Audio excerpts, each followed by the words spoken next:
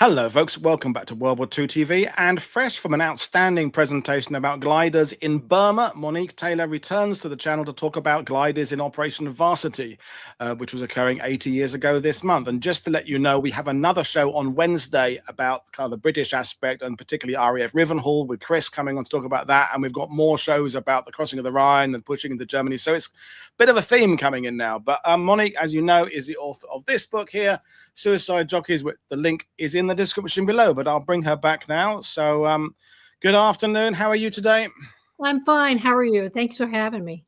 I'm good. So it just seems like it was just a few days ago we were doing this, because it was just a few days ago. And Varsity, before we get into it, is clearly the least talked about airborne operation. The Western allies participated, I think, in World War II. There are obviously some Soviet operations that we English-speaking people don't talk about. And it's funny because, as we'll find out, it kind of goes pretty well. And I don't think we like, as historians 80 years on, the ones that go too well. We kind of like the ones that don't go perfectly, so we can, chew on our pipes and go, oh, they should have done this. Is that kind of what you feel in essence about Varsity? I do. And I do think that, it especially with the glider program, it went really well. Obviously there were many casualties, but as far as you're seeing the gliders come to age, and I just think, yeah, it's not the sexy stuff. The sexy stuff, I hate to say, is the bombing and the getting and the bombing raids and getting shot down and all that, because the action packed. But actually, the story is how far we came and overcame so many obstacles in all aspects of the war. These are exhausted countries at the very end facing each other off. It's about time the Allies had an operation that went reasonably smoothly, because even though the course of the war has been fairly determined for a good sort of year, 18 months before this time 80 years ago, there's still been some real bumps in the road with Market Garden and Veritable and the Japanese counterattacks out in the Far East. It's like it's time now to just sort of take a downhill approach and just bring this war to an end. And but anyway, we're gonna hand over to Monique for this. And folks, as always, fire away with questions, but there'll be lots of data, lots of information coming your way. So over to you. Okay. All right. So I'm going to talk about Varsity, and I'm going to talk about basically, obviously, the gliders and quite a bit on the American glider program. I do talk a little bit about the British glider pilot, but as Paul said, you'll be having someone who's more of an expert on that than I am. My sources are all pulled primarily from original sources from the military, and I don't have access to that with the British. It would almost be too encompassing, because the American military glider program is a ton as it is. So go ahead to the next slide, and I'll start. Okay, so I want to kind of revamp. If some of you saw, I think the first one I did was Beans, Bullets, and Band-Aids, and I did Burma. I also, I don't think I did the beginning one, which was the growth of the beginning of the glider pilot program, which was quite a mess, but you'll still get the idea here. So far, we've been through Sicily, Normandy, southern France, Market Garden, Burma, Bastogne, and here we are at Varsity. So what have we learned? We learned no night flights. That's not a really good idea. We did that in Sicily. We wanted to do that in Normandy, but we came in around dusk sometime. Dawn. We also learned that safe towing speeds to the landing zones. We had new tow pilots, and they were going faster, and they were trying to figure it out. We were trying to figure it out, and sometimes they're going too fast, and those gliders could only take so much. We'll see change in the future when they keep developing the gliders to be hauled behind the new planes that are coming out that are much faster. We also learned that we don't always need to have a fast approach. Sometimes the slow approach is the best. And sadly, in Varsity, because of the smoke coverage, the smoke that had drifted down to cover Monty's river crossing, the glider pilots couldn't see till below about 500 feet. And so they were sitting ducks. But normally, the glider pilots would choose, we're going to do the fast or we're going to slow. There wasn't particularly a doctrine that you had to do one or the other. We had joint briefings finally in Varsity, with the glider pilots and the glider crew and the pilots and the pilot crew and together. So finally, everybody is acting on the same page. By Varsity, we have command issues upon landing. We know who is supposed to do exactly what. The glider pilots aren't turned out there and go to here. If an airborne guy picks you up, go with him, get back any way you can. They had particular orders, which I'll talk about. We saw that a little bit in Burma, We learned a lot in Varsity from Burma, a lot. We also had definitive glider pilot orders upon landing, which is a little bit different. I don't want to confuse you here. The 17th Airborne is who a lot of the glider pilots brought in, and they have standing orders of what they're supposed to do. The glider pilots within them on the landing zone have standing orders on what they're supposed to do. The glider pilots then have definitive orders of what they're going to do, and the glider pilots are going to be organized into some fighting units, and they actually fight in the Battle of Burp Gun Corner. It was all glider pilots. And they have been trained by this point, and I'll talk about that. We have glider communication teams coming in for the first time. These are, I'll talk about them. This is brand new. It kind of grew out of market. They're glider combat control teams. We'll talk about that. We've gone from the telephone wire wrapped around the glider to battery-operated radios. Although one of the glider mechanics told me the glider pilots always forgot to bring extra batteries. So, but we do have an advancement there. We had planned evacuations. There were not always planned evacuations. Sometimes they had to find their own way out, or their evacuation wasn't planned. Make your way to where there might be some evacuations, jump on a plane. And all the glider pilots now had combat training, really good combat training. Go ahead to the next slide. So we also have changes in the airborne. So by 1945, in and by 1945, we're reorganizing the American Airborne. The Airborne was hit really, really hard in Market Garden, okay? And then they were hit very, very hard in Bastogne before they had a chance to really recover. So we're going to have some reconstituting of units and moving units around, getting rid of some units, merging. We also are going to have changes in weapons and planes. The C-46 is going to be used, not completely, but a lot in Varsity. It's much bigger. It has 2 doors the paratroopers can jump out of. Now, they're going to have to learn how to jump out of both doors. So this is a little bit different. And they say we didn't realize, but I know that they had some from Burma that they knew that the C-46s did not have a sealed gas tank and fuel tank. So they did have a major weakness. One of the things to look at, if you ever see weights that were brought in Varsity, how much in poundage the gliders brought in, how much the Airborne brought in, I saw this in one document with the statistics. They changed the way they weighed things. Before they weighed it with the container and everything else. So the whole weight calculation is different. So we can't really, it's not comparing apples to apples when you figure out how much they brought into Varsity and how much they brought into the others. And that's, for historians or researchers, something to really pay attention to. We're going to see a change in the role of the Pathfinders in Varsity. They're not going to go in and clear the landing zones and drop zones ahead of time. And they're going to have a little bit of a different kind of role. And so that's going to be a major problem as well. And as I said, we're going to have Changes Communications Network with the glider combat control team, who are going to land on the same landing zone as the Pathfinders. And they're going to have 2 completely different roles, which I'll get into. So lots of changes going into Varsity. I think you could say that we're starting to arrive. Go ahead. Go ahead. All right. So the 17th Airborne, and I have a map coming up. Their objectives were to seize the high ground near Deersfort, and if I'm saying that wrong, I'm sorry. Protect the right flank of the Corps, and take the bridges over the Isle River. And they are going to establish contact with the 1st Commando Brigade, the 12th British Corps, and the 6th British Infantry. Next slide. Just a quick question for you, Monique. The first Allied Airborne Army that was created in August 44, we talked a bit about it on the channel last summer. I think it came a little bit too soon for Market Garden. There were still some issues with Brereton and Browning and who was in charge and exactly how it was going to break down.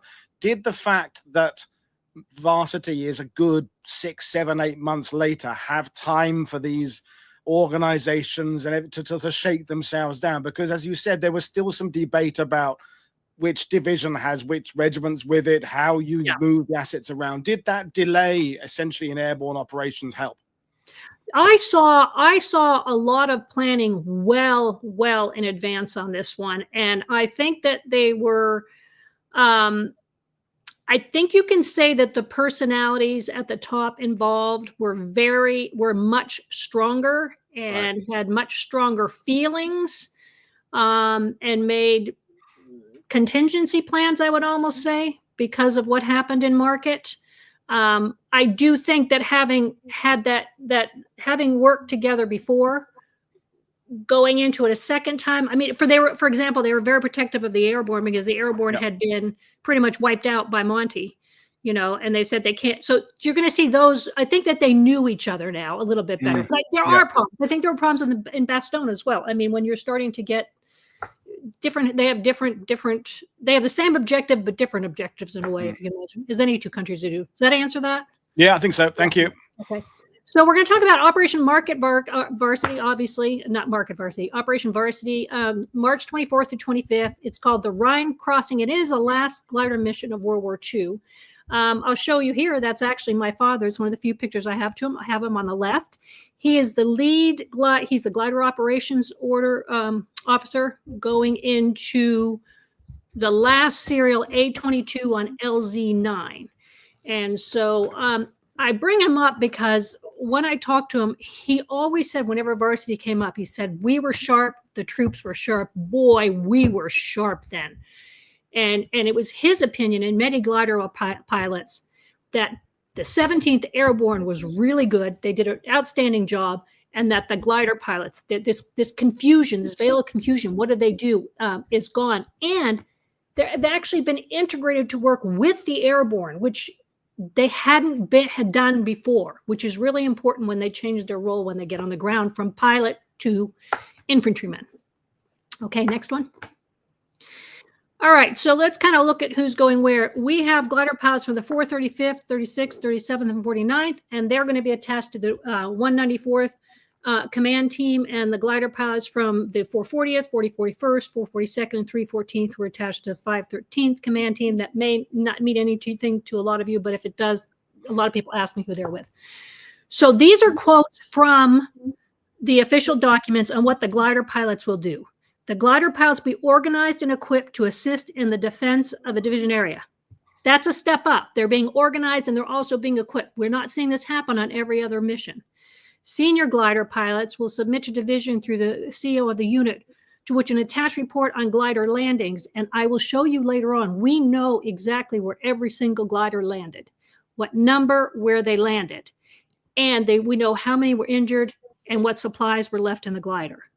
Then they're going to show us, so this can be compared later. There's a list, which I'll show you that it went down, that you can say exactly what happened to each glider. I did see a similar one in market, but it's easy to track. For the first time, we're really, not the first time, but really in a first time in a very serious manner, we're tracking where these gliders are going and what is happening. The glider, so the senior glider pilots of LX, so that should be LZ, LZN and LZS, are going to assist the Airborne in locating themselves on the ground. So they're going to let them know where they are, because the 17th Airborne, in this case, the 17th Airborne is going to unload the gliders. The glider pilots are to leave the gliders loaded for the 17th. The pilots will guard the gliders to prevent their destruction. We wanted to try and get as many whole gliders out of there as possible. This is going to be a real impossibility because it's going to be a hot zone. And then we have the glider pilots formed into fighting units. 435th is going to be a fighting unit. It's going to be one of the all-officer fighting units there ever was, and they are going to hold the burp gun corner against what that was basically it was deemed a crossroads against a German counterattack.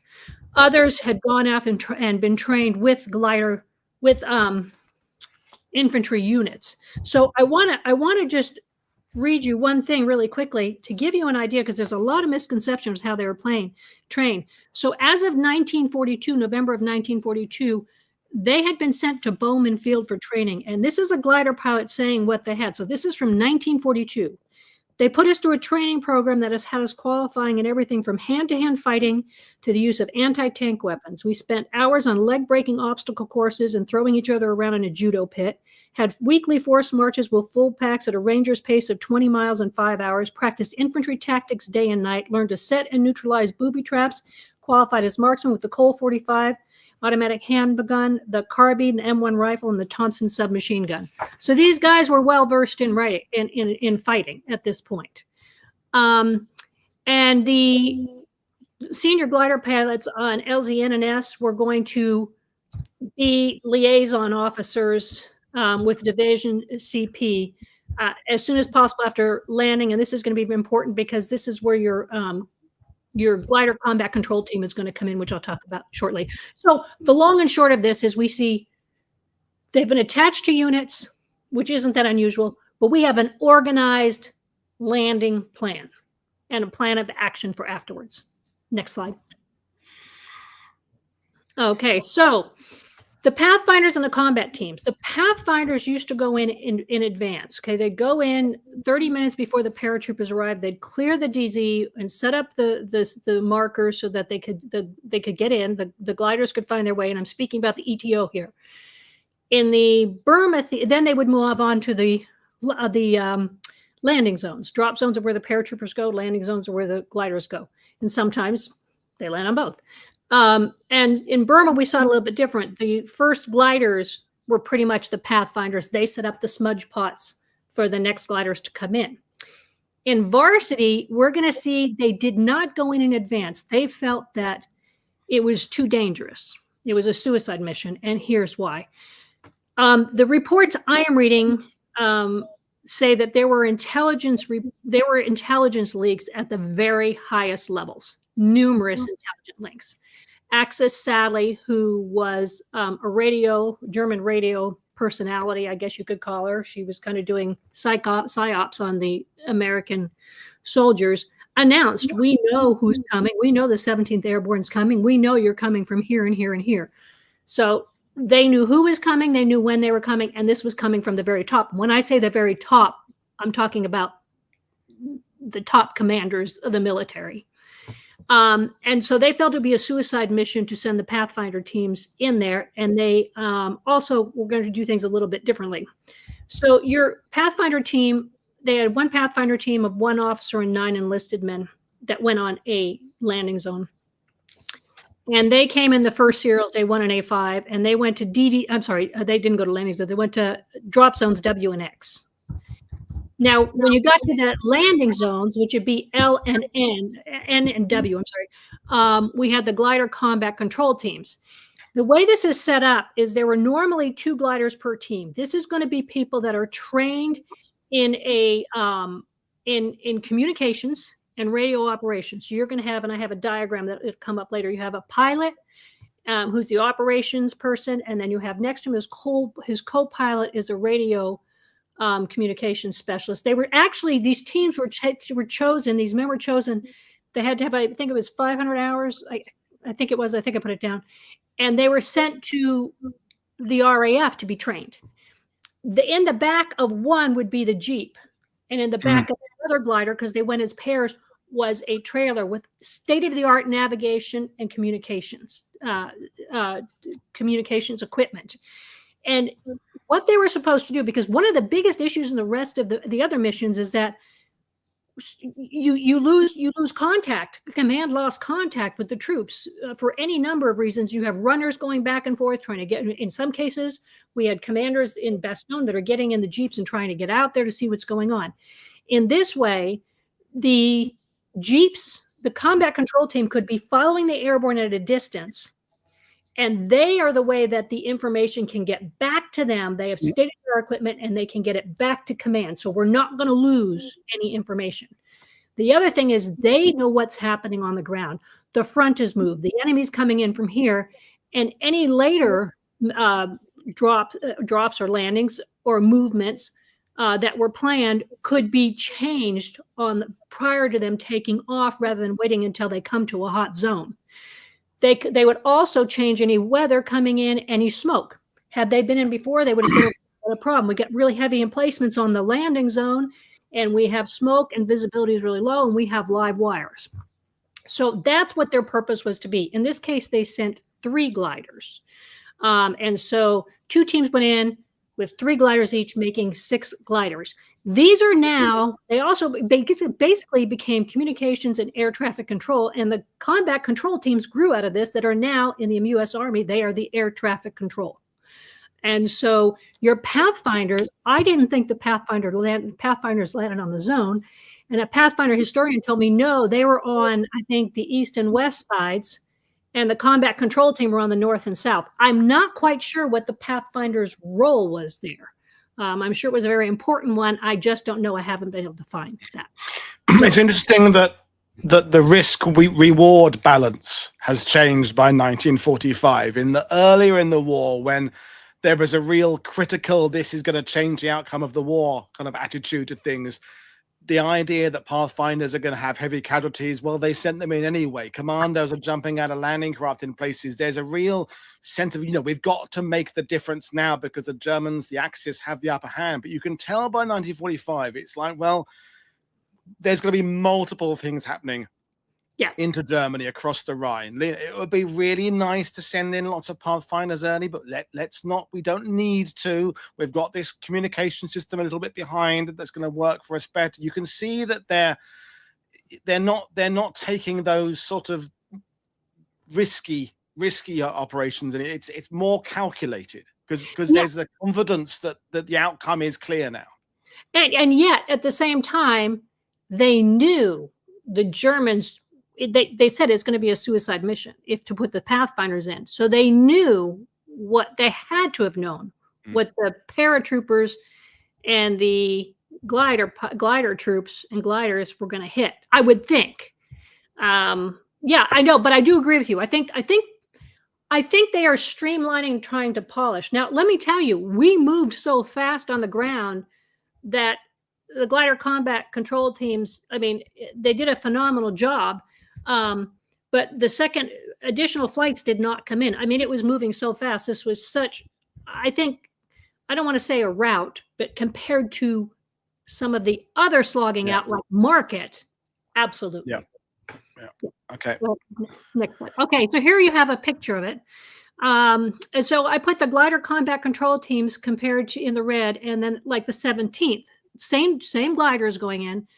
You have, the pilot and the radio operator in the Jeep. And I explained that. But if you look next to it, you would have the pilot and co-pilot that weren't necessarily trained in that. If they're in the 17th, they have the Jeep.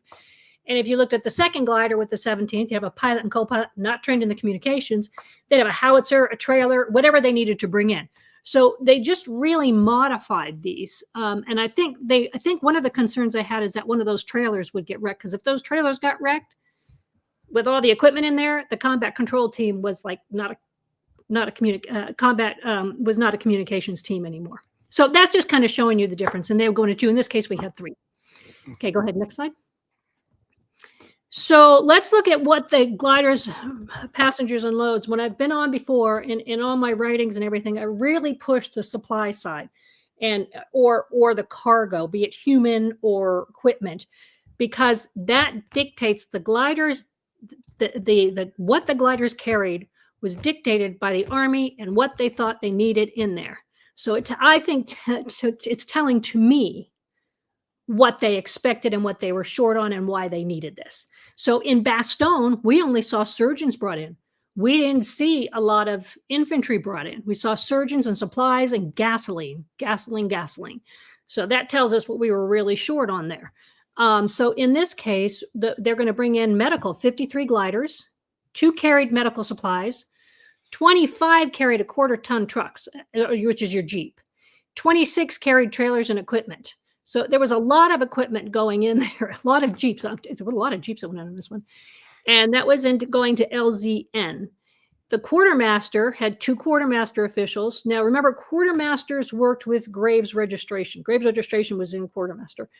30 enlisted men and 3 1/4-ton trucks and trailers. So you're going to see some men in that one, but you're not seeing the numbers of men like in Market that were brought in.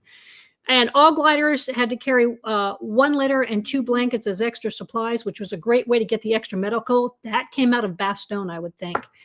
And the engineer's job was to clear and defend LZN from attack from the north. This is going to be important because LZN is going to be split into 2 zones. There's zone 1 and zone 2. So we're worried, obviously, from armored attack from the north, which may be why they have the truck, a lot of the Jeeps and everything. And then another team is going to take care of the south, and we'll talk about that. Now, remember, you've got your 2 combat control teams. You've got your Pathfinders there, east and west. Okay, next slide. Oh, and if you look at that, I put this picture in there because if you look to the left, you'll see like what looks like a black glider. There was so much mortar fire and incendiaries going. A lot of gliders burned. I live in California, where obviously there's tremendous wildfires, and I've only seen one other time where I've seen it look like that. When the fires were so hot that the shape of the tree, which is no longer there, is on the ground. And that was a glider, who I can tell you that burnt. That fire burned so hot, it left the imprint of the glider on the ground. So I just kind of wanted to point that out. Yeah, thank you. Yeah, next slide. Okay, so just showing you kind of quickly, the documents I go off for this on the left is the accounting of every single, what unit, where did they land, what was the number of the glider, how many people were on it, what happened to it, and it gives a detailed listing of what happened to it. So this is how good we have this, and this corresponds with the picture on the right, which was the glider landing program. Every single one of those dots is numbered, and is where that particular glider landed. This is extremely important for grave registrations too, because in Bastogne, I have records where they're just wandering around and seeing if they can find a glider or a plane and see if the people survived or if there's any bodies there, trying to track where are these people, are they missing, are they POW? So this was a great help. And I just wanted to kind of show you the organization here. I did see something similar in Market, but not to this extent. Next slide. Hang on. Okay, so we're talking about landing zone N. If you go north of that, are going to be all the British landing zones, okay? We are south of it, and the British were to take a small town that I can't pronounce. It's right there next to LZB, I think it is. Hamilcar, I can't even say it. LZN, and we're talking about, I'm talking about LZN now, and you can see it circled there. So as I said, it was split into 2. So what happened on the north is those engineers had more widely dispersed landings, and they were supposed to land in units. They have almost assigned the slot that the gliders are supposed to land in. So the glider with the Jeep lands right next to the glider with the trailer, and in 15 to 20 minutes, glider pilots step back. They guard to make sure the glider, every glider pilot and every airborne pretty much on the hot landing zones jumped in the ditch fast. It was hot. I mean, it was bad. And so normally once they got out and they unloaded, they were on their way in 15 to 30 minutes. If this worked away. Now this is different. We're not just landing wherever we can. We're trying to get as close as possible as we can. Of course, you've got hot fire, you've got all kinds of things going on, obstacles you didn't know about. So it's going to change them. But this is where we've gotten. The Company A engineers were really dispersed a little bit wider in the landing because the landing zone was so hot that they were assembled into more squad size groups. And so those in Company B, they're in the southern part of LZ1, and they had immediate enemy engagement. They landed very close in the platoon patterns, immediately engaged. Now, we have the Germans dug in on the sides. They're using everything possible against us to the point where the 17th Airborne, which the engineers and such, they're pulling out the howitzers to fight back. The Germans are emplaced in every building around the landing zones, snipers, everything. So Company C landed in LZ1, and they also had immediate contact with the enemy. In that, one glider was destroyed in flight. One glider loaded with demolitions, that was my dad's friends, were hit with anti-aircraft fire and exploded in midair, and I talk about that in the book. He couldn't even recognize them. And those gliders in C were widely dispersed again, and so they were small squads. So basically, you have in some of these houses, it was hand-to-hand combat. So they were going to the houses. They were getting fired on by the houses so much. This is a plain, flat area. There's nowhere to hide. And the engineers are going out, and they have grenades. So they're getting to the houses and fighting with grenades, throwing it in, while everybody else is trying to set up weapons when they could. And at times, as I said, it was just hand-to-hand combat. They could not get out and get get to the equipment for a good time period. And so you're going to find in this, and it's true of the British as well, it was either a hot zone or it was a pretty easy flight in. It was one or the other. As far as the medical, this is the one that landed next to the house with the Germans inside. And so they got a direct hit on one glider from mortar fire. The Jeep driver, now when you talk about medical, each medical division, each medical group is given a certain amount of equipment.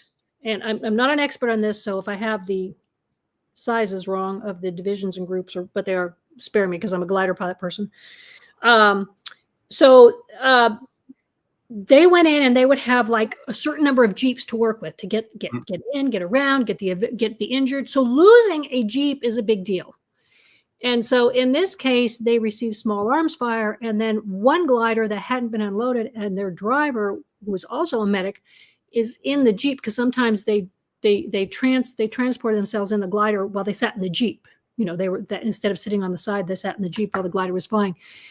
He was killed. I mean, the glider burned so fast and so hot. So if you go back to the picture I showed you, that he was killed. They lost some medical personnel, surgical teams, and medical supplies. This sets us up like Bastogne. This is a hard hit. This is a hard hit because, we've had cooks go out and have to fight in some cases, but it's really hard to do surgery or to tend someone medically beyond the basics if you don't know what you're doing. So this was a really hard hit on the medical. Go ahead. Next one. And so landing zones S was a little bit different.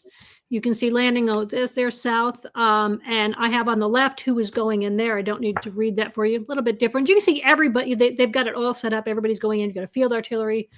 And so this is a little bit different. The initial serials going in are going to be damaged by enemy fire, of course, but a lot of fences, a lot of telephone poles. I read a lot of reports about these live telephone wires, power wires, plowed fields that were so.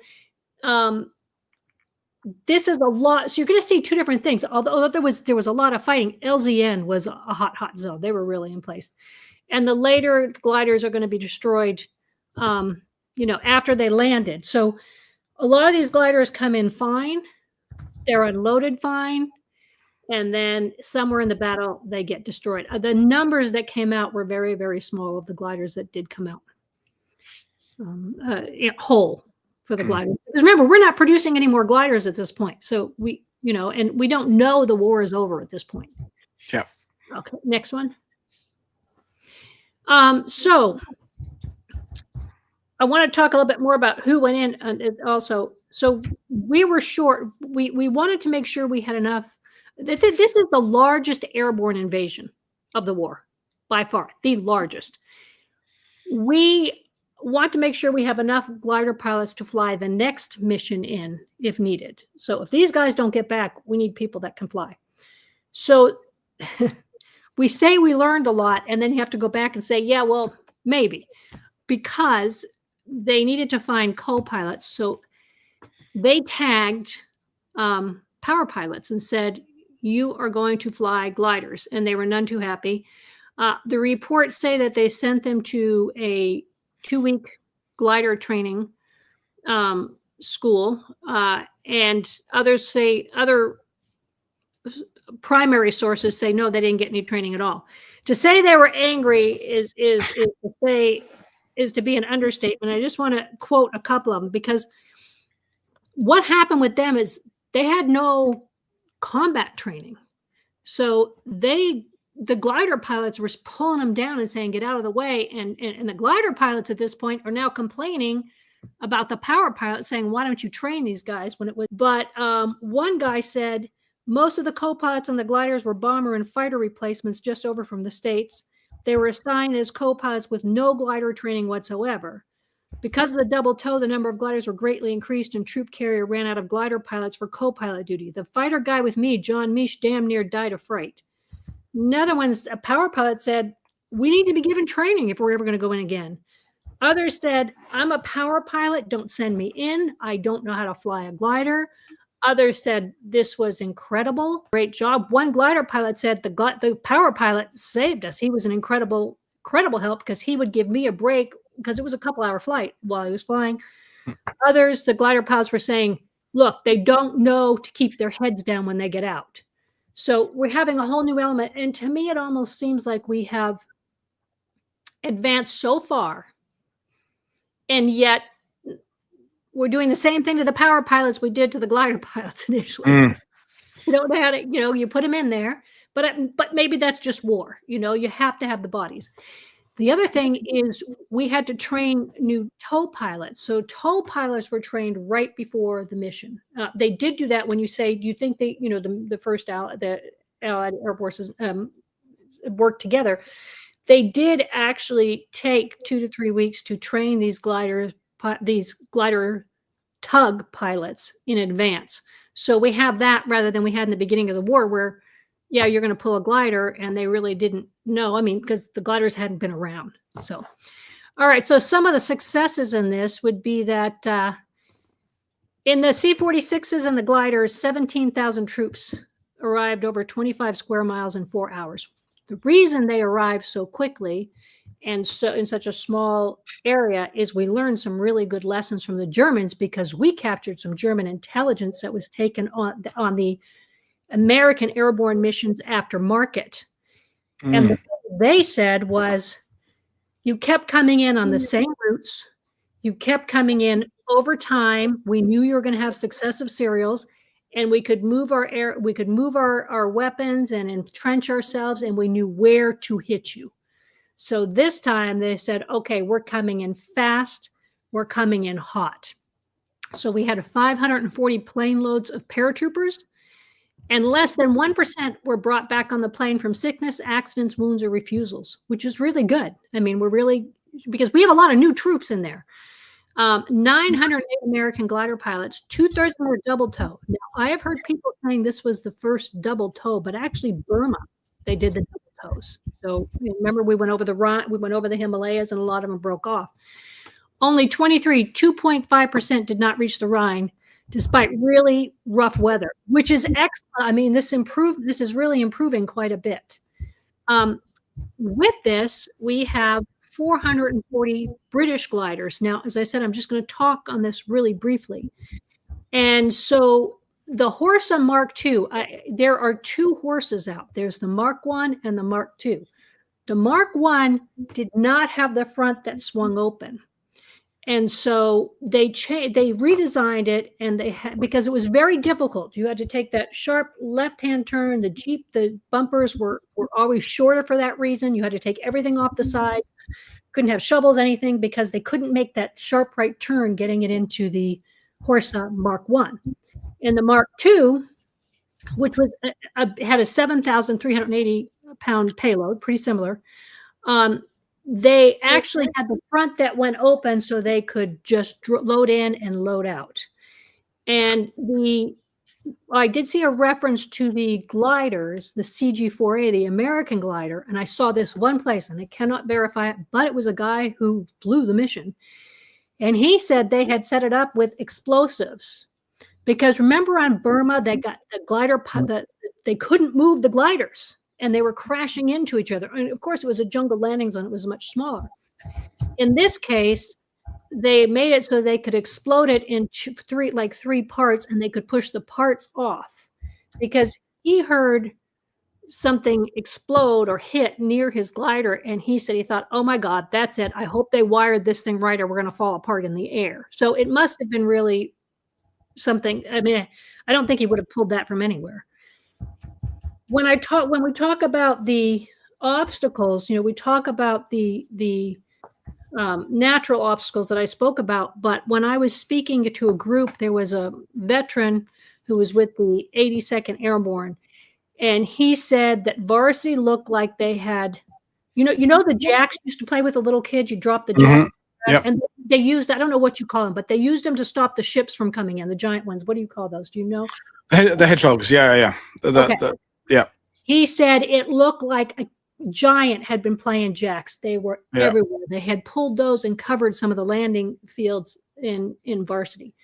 There were machine gun emplacements in the edges of the fields. They were using anti-aircraft guns on the gliders in the field. So there was a lot of that going on, a lot of really heavy. The other thing that came in is you had 48 Hamilcars. And the Hamilcars had been used before, and that's your bigger British glider. And they carried in 17-pounder anti-tank guns, universal carriers, bulldozers. We saw bulldozers in Bastogne. We see them here. Light tanks and supplies. So you had quite a bit.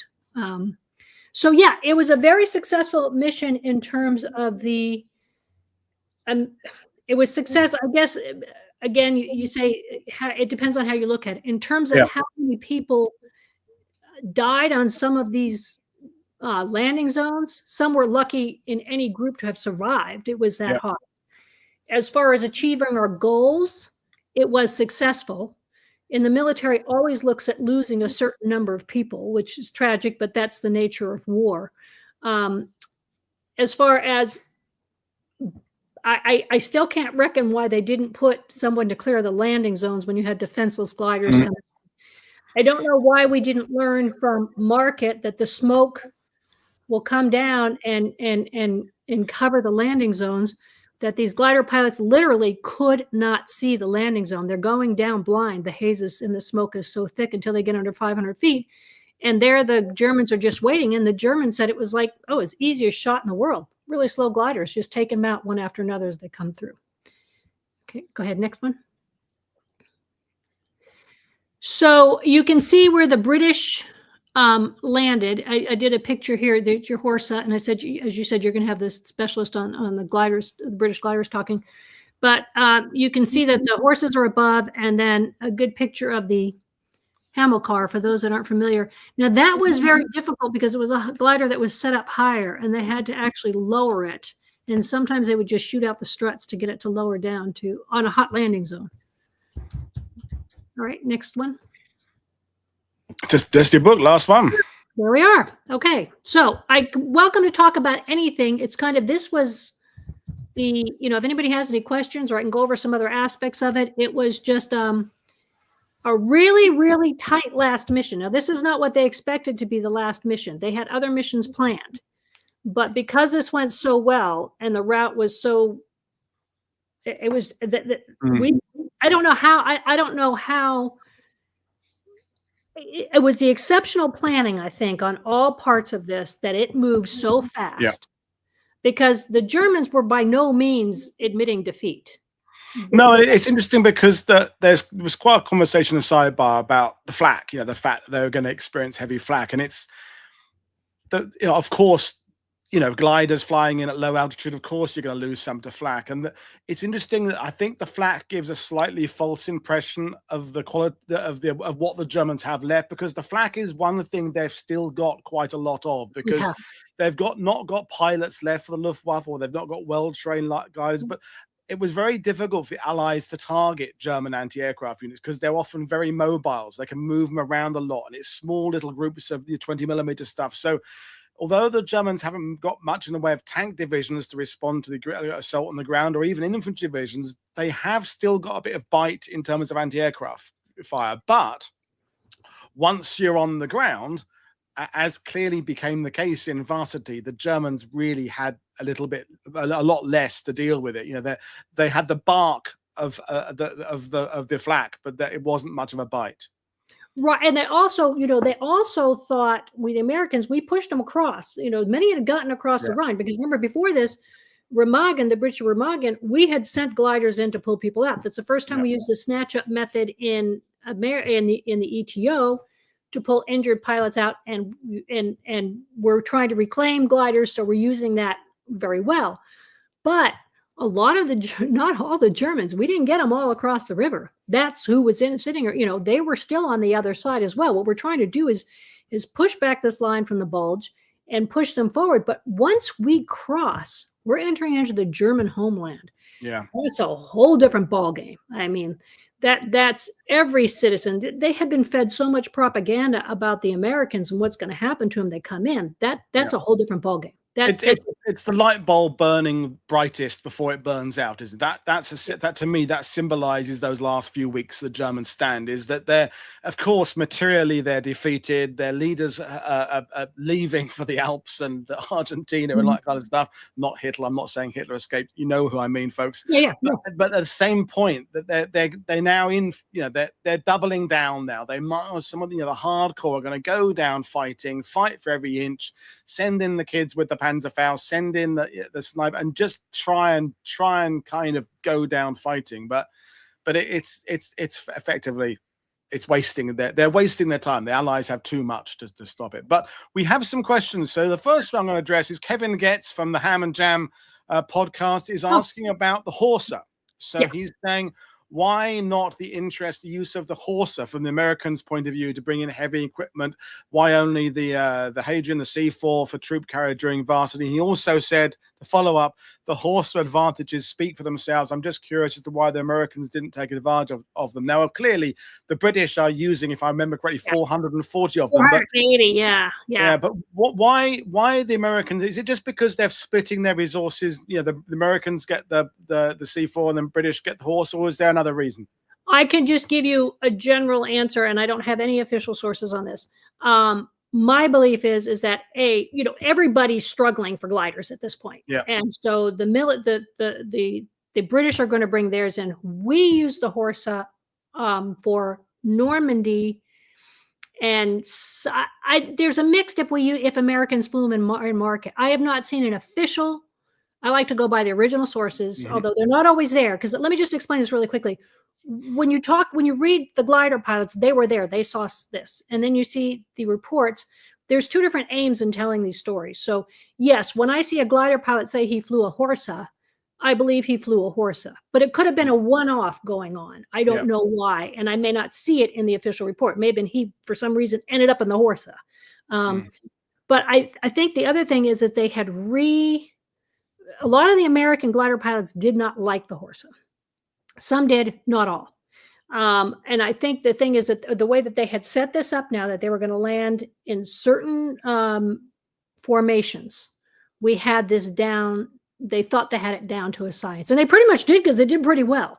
Yeah. And the British. That's the best answer I can give on that. I wish I knew more why. I think there's definitely an emotional connection. I think because of Pegasus Bridge, I think because of the British have used Horsas really, really, really well. There's a genuine affection, although we have Kevin over in Indiana who has a genuine affection for the Horsa. But I think the British kind of talk about the Horsa like they do the Spitfire, like they do some of the other British equipment. Whereas, I think you're right, the Americans, for whatever reason, seem to just have a different relationship with it. And yet, bizarrely, back in Sicily and Husky, you have issues with the C4. But it's just, I think certain reputations and just sort of develop without there being kind of a documented source, just sort of a general feeling that I think Americans don't like them and Brits do. I would say that. Well, and I don't think, in Sicily, the British didn't like the CG4A. They didn't. No. They agreed to love it. It turned out to be their Hadrian, so they had both. And we were coming up with the CG13, which wasn't used in this, which would be the equivalent of the Horsa. So we obviously recognized the assets of the Horsa. My father liked the Horsa. I talked to some glider mechanics. I thought it was impressive the way it could come down and really, really pinpoint where it was coming down. It had a lot more control. On the other hand, you got to look at the size of the landing zones most of the glider pilots were coming in, and that Horsa was a beast on those small landing zones, that heavy, coming in fast. And so I think that's part of the reason. And they couldn't get out of the way. Even if you were to hit the lever on the Horsa, because it had the same pulley system, the Mark II, and that opened this way, your pilots are facing to the right. I mean, you can't get out of the way. If you go, the CG4A still swung up and the pilots could get out of the way. And that may have been another reason, but I can't say for sure, Kevin. Thank you. Gary August asked earlier on about the lack of Pathfinders. Was more info gained from aerial recon to negate to some extent the Pathfinder risk? I mean, I'm going to say, before you get on to answer, I'm going to say yes, because the Allies have been on their way to Germany for months and months and have clearly built up a massive, massive database of aerial photos of just everything the Germans are doing, because the smaller the Germans control is, the less flying has to be done to build up information. There's a point in 1942 when the Allies want photos of most of Europe. By 45, it's now the Germans have been pushed back pretty much into within the boundaries of Germany. So, but is that the official response, that they have a lot of aerial recon? They did a lot of aerial recon, and what Gary brings up is really important, because we see that in the quality of the briefings, that they knew what they were going into, they knew what to look for. If they went off course, it's either because of the smoke or because it was so hot they couldn't get down there. You know, when you're facing anti-aircraft fire on the landing zone, you're not going to land right there, right in front of it. But I think that may have been part of the reason. I think also it goes back to the change in that we're reorganizing the Pathfinder. Remember, the Pathfinders were like the bastards of the Army Air Corps in the beginning. They shoved them into anything. They took the troubled children, from what the literature says, and threw them in the Pathfinders. Kind of like the glider pilots. Weren't necessarily the troubled children, but they were the bastards of the Army Air Corps. Now we both see that they're refining this, and we've got the combat glider control teams. I think they were refining and saying, do we need to put them in this type of a situation? And again, I go back and say they had to have known, because they said in the official reports it was suicide to put them on there. So now it's the risk reward thing again, I think, as well. Yeah.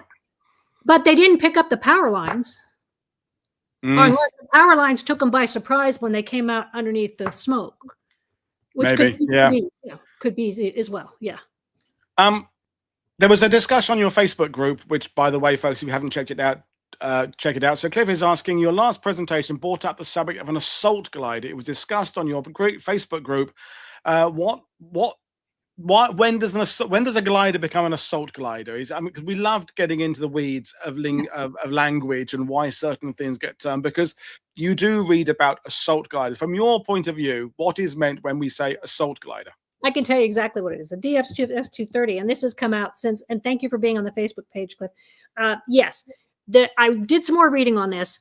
They designed the German glider to be an assault glider with 2 machine guns attached, and one that could be taken off. And the question was, could they shoot it in the air? Which was a really good question. I did some research. Or do they only use it when they're landing? It was designed that you could be shooting from it in the air when you're approaching the landing zone. So that was an assault glider with a built-in gun. As from the German's definition, yeah.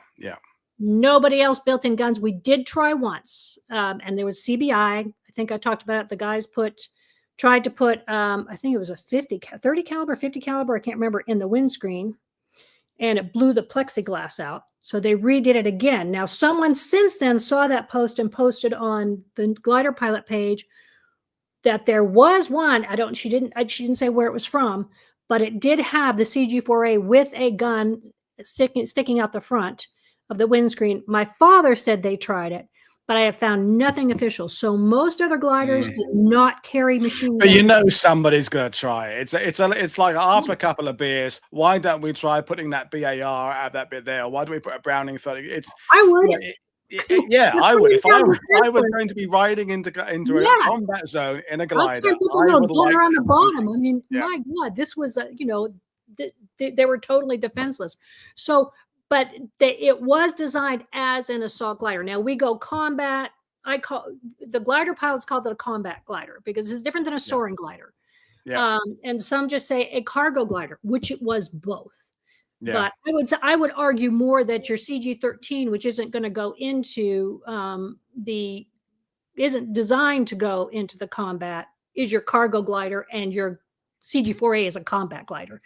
But I love these conversations about language, because right at the beginning when I said at least talked about airborne operations, the British Operation Biting, Bruneval, the radar station came in. Now, I personally don't count that as an airborne operation, because although they're jumping out of the air to get there, I see that as a commando mission. I think the scale of that, I think an airborne operation, by my own definition, I'm not saying there's anything written down, but for me, an airborne operation has to involve at least a few hundred people. Then it becomes an operation. I think anything smaller than that is a raid. It's a mission. But then other people would define it differently, because if you jump out of an aircraft, it's a parachute operation, which brings us, in fact, to the question, which is a really kind of broad one, really, because we've got Kevin in the audience who's a big fan of the horses. So when we talk about airborne operations, we're talking about people jumping out of aircraft, and we're talking about gliders. So Peter asked, if it doesn't come up, what are Monique's thoughts about the relative merits of parachute versus glider-borne airborne assault? So generally speaking, I mean,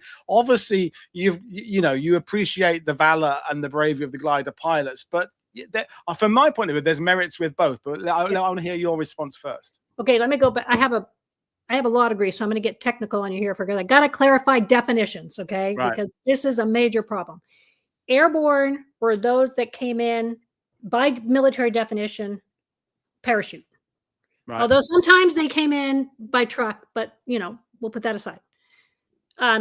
Glider were those that landed by glider. So they're still part of the airborne, but they're glider infantry. Yeah. And then air landed are those that come in like afterwards on the C-47 and land on the ground. Okay. So having said that, I think they were both incredibly necessary. I don't think either one could have pulled it off alone. The airborne could not, the paratroopers, and I'll refer to them as the paratroopers, could not have pulled it off alone because there's no way that they could jump with the amount of equipment they needed to survive more than 3 days. But that was their job. No more than 7 days. They were abused badly because they were designed only to be there for 7 days. I think that they went in, and this was designed to be two parts of the same mission. The paratroopers had to go in, they had to land back there, they had to sow confusion, they had to cut communication lines, they had to achieve certain objectives. The gliders came in with the equipment they were going to need. So I think that they are both equally important. I think I don't think one could have survived without the other in some of these missions. So I have respect for both. I will tell you, my hat's off to the Pathfinders. I was fortunate enough to meet 2 Pathfinders when I was doing a book signing. And I have nothing but admiration for these guys, because and I don't mean to not say the other paratroopers weren't as important, but they saved a lot of people's lives. And so, I think they were both, and I think they both got the short end of the stick, because those paratroopers should not have been in there for 7 days. That is not their job. And they got decimated in Market. They got decimated in Bastogne. And they were used. I mean, I think they had sometimes like a handful of people left. So, and I think if you hadn't had them, you would have had World War I. You would have had trench warfare, or the Germans would have wiped you out, because the Germans had the advantage as far as airborne. No, I think I high respect for both. Yeah. No, I mean, my favorite Pathfinder. So I met a few Pathfinders. Bob Sechrist is the one I particularly remember. He was in 501st, but he was in Frank Lillyman's first cadre of Pathfinders, and he told the story of Frank Lillyman standing in front of however many men it was who'd seen the notice saying volunteers wanted, and he said, look to the man to your left, look to the man to your right. For the mission that you're going to be signing up for, 2 out of 3 of you won't be coming home. So look around you. And Bob said to me, so I looked at the guy to my left, I looked at the guy to my right, and I thought to myself, I'll really miss those guys. He was convinced. That's the attitude. That's the attitude. That is the attitude. And he ended up landing near Saint-Commandement in Normandy, and his best friend, one of the guys who was standing there, was killed immediately upon landing by the Germans. Bob was one of those guys that just, he probably would have jumped out of an aircraft without a parachute. He was so full of piss and vinegar. He just wanted to go and kill Germans, get on with the war, and get home. And so, they were a breed apart. But going back to your definitions again, it's like what I was saying about the size of the raid. For me, parachuting as a means of insertion of a small team. So when we're thinking of getting OSS agents, SOE agents, that kind of thing, or dropping certain things into certain places, that's when the brilliance of that technique things. But as you say, for a full-blown airborne assault, you can't have one. It's like saying, would you rather have the left wing of the aircraft or the right wing? You either need both or you won't get. So I think that's it. The airborne concept of the delivery of people by parachute, via glider, and indeed with seaborne elements coming up to join as well. I think it's the whole, that to me, that's the whole package. You can't separate it. Well, and I am, part of the reason I don't do more on the paratroopers is I was raised by a glider pilot, and that was my graduate research, so I knew more about it. And my husband and my son were also my son was in the Marines. I don't know much about the Marines, but in the Air Force, so I understand that. The Army is a whole different ballgame, and I am starting to kind of dive into them. I was just asked, someone sent me some information on the 551st Parachute, I think I have it right, Parachute Infantry Battalion, that actually they practiced jumping out of gliders, because the plan was the paratroopers would jump out of gliders as well. And also, to answer that question, we were short on C-47s in the beginning. So the gliders were there to tow those extra supplies, and hence they were going to do. So I am going to be doing a lot on the paratroopers, and that group, they kind of got disappeared. So I'm kind of fond of them, like the glider pilots, but I don't know enough. I would be stumbling over myself if I tried to talk more about the paratroopers. And I think the closing remark is what we said at the end of the Burma show, is that the irony of getting to the point where nothing's perfect in a war, but more or less perfecting the art of how to drop huge numbers of men by different methods into a hot zone, is that it all ends up being for nothing, because within, I mean, helicopters have already been flying, and then you move into the 1950s and 60s, and air assault and helicopters and insertion by other means and rappelling down ropes and stuff completely changes the game. And yet we are still using massive, great cargo aircraft, and they are still dropping stuff out on platforms. So broadly speaking, the tech kept going, but they never really got the airborne concept never really got a shot. I think is people say to you, you'll never realize there was that last time you went outside and played in the street with your friends. There was a last time. You don't know when that last time was. And I think for the people who were the big kind of pushers behind the airborne concept, people like James Gavin and Ridgway and Browning, is that they never really got that chance to get an Olympic gold, so to speak, because all the time the war was going on, it was developing, and just as they got to the point where they wanted to show off their talents, the war's over and the tech changes. Well, and also, and I was told this by a guy who used to teach at the Air War College, that after the war, there's a struggle within the military. We're going to go to the United States Air Force and United States Army. They're going to separate. What happened is those that were not pro-glider were the ones that won the power struggle, and they pushed them out. Now, we were developing gliders, metal skin gliders that could be pulled behind fighters, even in the 50s. And they actually had one that they redesigned the glider, so it ended up being, I think, the C-153 or C-123. Somebody corrected me. I had it wrong on my Substack page. But you could put engines on it. The engines were removable, but it was designed as a glider. And if you look now, the Marines have a box that they drop. It carries 10,000 pounds. And as it drops, it extends, and it looks exactly like a CG-4A, and it goes in for a landing. I just want to tell one story I forgot to tell real quick. Do we have time for one quick? Yeah, sure, of course. On Varsity, I forgot to tell you this. You know how the Germans had the English-speaking Germans go in and infiltrate the lines. Well, we decided we would do the same thing in Varsity. There was one glider that came in, and it was called the Phantom.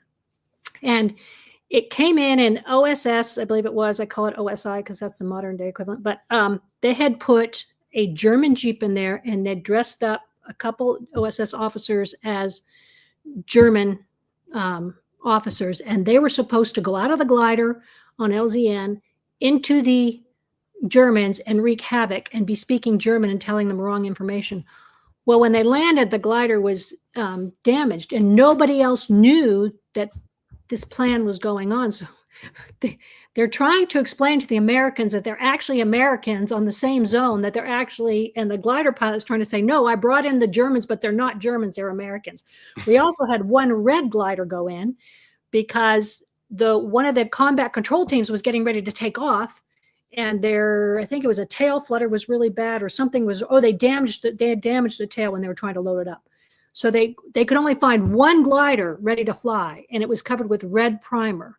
So I can imagine what the Germans thought when one red glider landed in all the rest of the gliders. So they had a couple of humorous notes on the end of it. That sounds like the Operation Petticoat Pink Submarine with Bill McCary, Grant, and Tony Curtis.